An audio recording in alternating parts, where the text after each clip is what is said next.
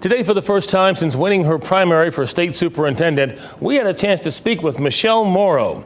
We're also speaking with her opponent, Mo Green, who says she is not fit for the office. Green called her out over this video recorded on January 6th, where she calls for then President Trump to set aside the Constitution and use the military to stay in power.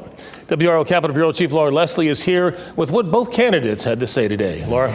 Gerald, Michele Morrow is no stranger to the national media spotlight. Comments she's made on social media have gotten a lot of coverage by cable news over the past few months. Morrow says she's being misinterpreted, but her Democratic opponent says the video doesn't lie. Republican state schools chief candidate Michele Morrow was at the January 6th protest with her children, although she says they did not take part in any of the violence at the Capitol. That evening, live on social media, she called for then-President Donald Trump to use the military to stay in power.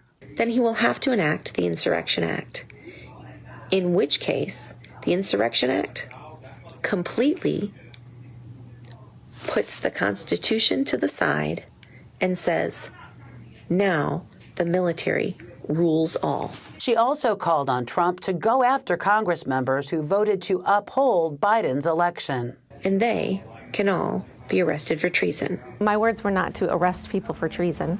Okay. I was stating that when our government is not protecting the God-given inalienable rights of our citizens, that it is our duty to make sure that they understand that they work for us. And if that involves putting that aside the Constitution, then that's okay? Well, I say that if you look at what the Insurrection Act does, I mean, you guys are the ones that said it was an insurrection, so why aren't you asking for the Insurrection Act to be enacted? Her Democratic rival, Mo Green, said it's not the first time Morrow has called for political violence. She has also called for the executions of President Barack Obama and Joe Biden. Now we're going to talk about putting aside the Constitution, and we're going to install the military, and we're going to arrest many for treason. Absolutely, deeply concerning and incredibly dangerous.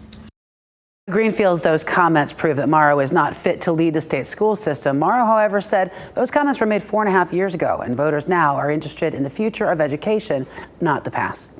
Laura Leslie, WRAL News. All right, Laura, thank you. Now we're going to put the full interviews with both candidates on our YouTube page.